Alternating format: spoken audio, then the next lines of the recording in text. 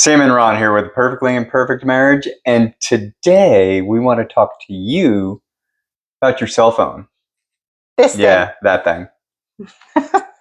So, do you find that your cell phone, social media, checking emails, whatever it is getting in the way of this?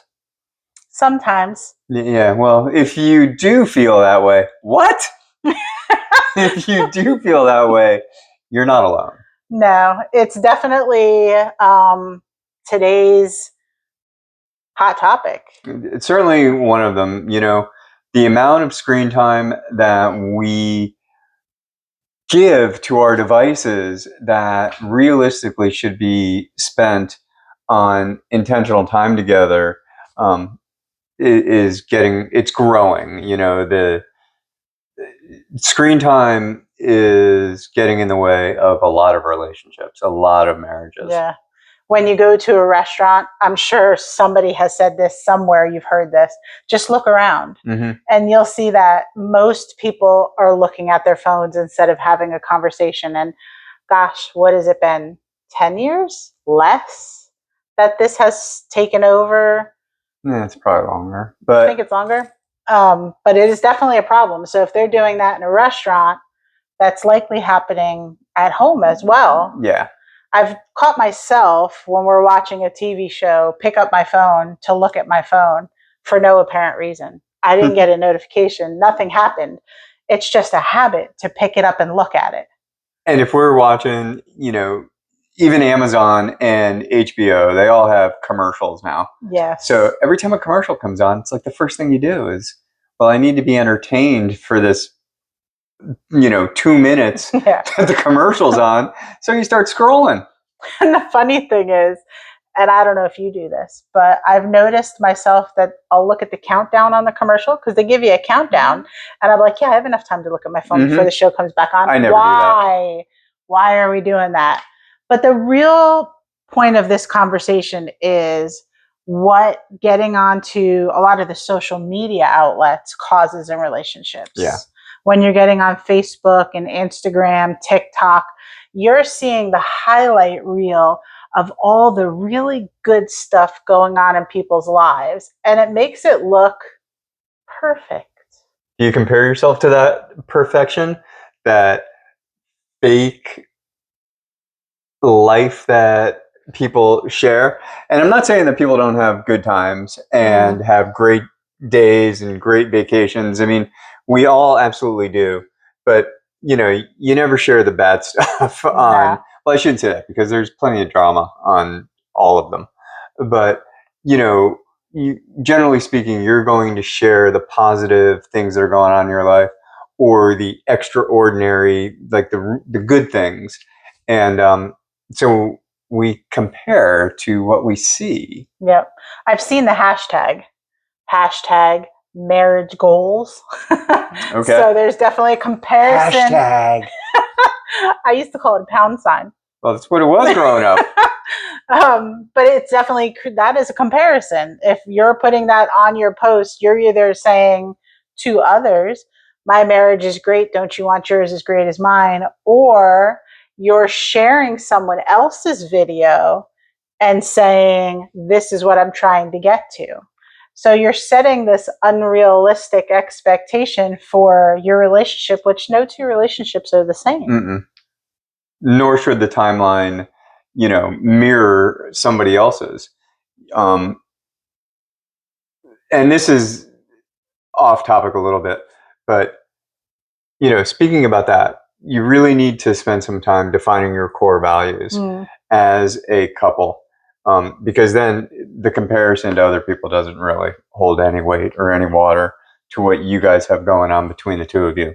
And but that's a whole nother video. But that's good, because if you have your defined values, when you're scrolling through social media, you're just happy for the other people. You're not comparing yourself to the other people. There's no jealousy. And that's another thing. Comparison leads to jealousy. If you're comparing and you're envying other people, that means now you're jealous of what they have that you don't have, instead of being thankful for what you have. This is that whole covetousness thing. Yes. You can't covet what your neighbor has. And often when we see the new car, the kitchen redone in somebody's house, the pool that they just had installed, whatever it is, you're like, man, I want that too. Yeah. Yeah, that's not healthy. Yeah. It takes away from our perception of ourself, and it can take away from your perception of your marriage. So Romans 12:2, I'm going to paraphrase this ever so slightly. So please break out your Bible to get the exact verbiage. But it tells you not to conform to this world. Yes. To not try to be everything you see around you. Mm-hmm. Because that's not what this whole life is about. It's about being thankful for all the blessings that God gives us every day. Mm-hmm. So when you're scrolling through social media versus spending quality time, which we have another video on quality time that you should be spending together. So if you haven't watched that video, watch that one too. So scroll less, spend more time together. Oh, and I just told him to go watch another video. That's okay. Next week, 1 a week, 2 a week. I don't know, something like that. Keep watching. Because if you're here, it's because you do need some help. And we try to make these videos short, sweet, and to the point. To help you guys, because we've walked through a lot of storms ourselves. Mm-hmm. We still have struggles. We still scroll through social media. Never. As I just outed myself, I'm the timer on commercials on TV shows we watch. Yes. But we do strive to stay as one, to grow and be stronger together. We've defined our core values. We have unified goals moving forward. These are, I would suggest, should be non-negotiables in your marriage. You need to be on the same page. You need to be working toward the same thing. And, shoulder to shoulder versus nose to nose. But you need to be intentional and you need to be present, which means that you need to get off your phone. Get off your phone. Now, I will make one concession on the nose to nose. If you're smooching, it's okay. Yes. Otherwise, you're shoulder to shoulder, because facing the enemy together is a lot easier. And when I say enemy, I am talking about Satan with a little s. It's a lot easier when you're shoulder to shoulder together. And in no way, shape, or form are we suggesting that you don't do research to learn or strengthen. Like, you may have found this video on your phone. Mm-hmm. Like, this is really referring to doom scrolling, where you just sit there and you lose 3 hours of the day and you're like, man, I just watched 300 TikTok videos. I learned nothing and I just lost 3 hours of the day. What is going on? And the algorithm says you like cats. Crazy cat lady. Yes. So a couple tips that we have come with to help you kind of bring this all together. And that is create a digital covenant together. Whatever works for you together. As Ron just said, we're not saying you're never going to look at your phone again, that is throw it in the garbage, you can't use it. We're just saying create a covenant that works for both of you so that you're intentional about undivided attention time together. Yeah, be intentional, make it practical, realistic, and something that you guys can build upon. Yes. The next one is schedule offline time daily. It can be 15 minutes, it can be 30 minutes, it can be an hour. Again, it's whatever works for you guys right now, but be intentional, again, to schedule some time where you put the tech away.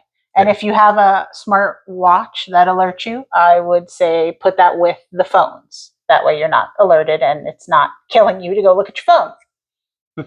I have a smart watch. Yes, you do. Yeah, it would annoy me because it would bing, bing. And then the last one is celebrate each other privately before publicly. Yes. So, when good things happen, celebrate them together. Yeah. And I would caveat that with, when you've got drama going on, don't tell the whole world. Just don't do it.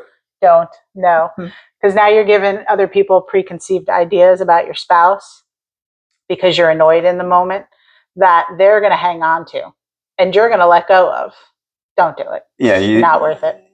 And if you don't need validation for bad feelings or negative emotions. Mm-mm. You know, so keep your drama offline, people. So I have to say it. Keep your drama to your mama. I'm sorry, what? I think that's how it goes. I don't know, maybe. All right, we're going to end with challenge time. Woo-hoo! So this one's easy. We just gave you 3 things to work with. Just pick one of them. And do it this week. Just one of them. Pick one, do it this week, and we'll see you on the next video. Well, let us know in the comments how it goes. Yes, comments below. Bye.